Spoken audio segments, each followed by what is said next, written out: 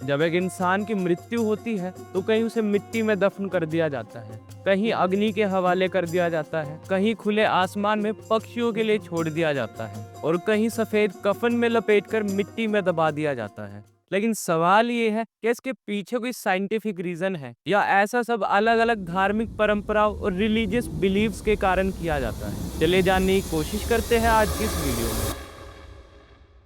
जय हिंद, मेरा नाम है अनुराग शर्मा और स्वागत है आपका एक नई वीडियो में। हमारे हिंदू धर्म में टोटल 18 महापुराण है, जिसमें से एक है गरुड़ पुराण। गरुड़ पुराण में खास तौर पर इंसान की मृत्यु के बाद उसकी आत्मा के सफर के बारे में बताया गया है कि कैसे एक इंसान की मृत्यु के बाद उसकी आत्मा उसके शरीर से अलग होती है और उस वक्त इंसान की जात पात, पैसा, धर्म कुछ काम नहीं आता, सिर्फ उसके कर्मों का हिसाब होता है। लेकिन भगवान ना करे कि कभी अगर किसी हिंदू परिवार में किसी एक छोटे बच्चे की मृत्यु हो जाए तो उसे हिंदू धर्म के मुताबिक उसका अंतिम संस्कार करने के बजाय उसे मिट्टी में दफन किया जाता है। अब ऐसा करने के पीछे भी एक कारण है। जब भी किसी एडल्ट या टीनेजर की मृत्यु होती है तो उसकी बॉडी को चिता में जलाकर उसका अंतिम संस्कार किया जाता है, क्योंकि गरुड़ पुराण के मुताबिक जब एक इंसान की मृत्यु होती है तो उसकी आत्मा उसका शरीर त्याग देती है, लेकिन इंसान अपनी मोह माया में बंधा होता है।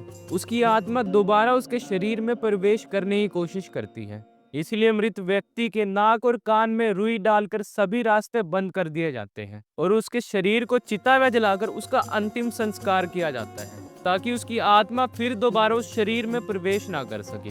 लेकिन बच्चों के केस में ऐसा नहीं होता। अगर कोई बच्चा गंगा के आसपास अपना देह त्याग दे तो उसे गंगा में ही प्रवाहित कर दिया जाता है, नहीं तो मिट्टी में दफन किया जाता है, क्योंकि वो बच्चा अभी इतना छोटा होता है कि उसे मोह माया की कुछ समझ ही नहीं होती और वो सभी तरह के बंधन और मोह माया से मुक्त होते हैं। इसीलिए जो अघोरी साधु है उन्हें भी मिट्टी में ही दफन किया जाता है, क्योंकि वो भी संसार की मोह माया से दूर हो चुके होते हैं। लेकिन आप जानते होंगे सभी धर्मों की अपनी अलग अलग मान्यताएं होती हैं। जैसे इस्लाम धर्म में शव को दफनाया जाता है, तो वहीं क्रिश्चियनिटी में बॉडी को कोफिन में डालकर दफनाया जाता है और पारसी समाज में तो डेड बॉडी को खुले आसमान के नीचे ही छोड़ देते हैं, जिसके पीछे एक साइंटिफिक रीजन भी है।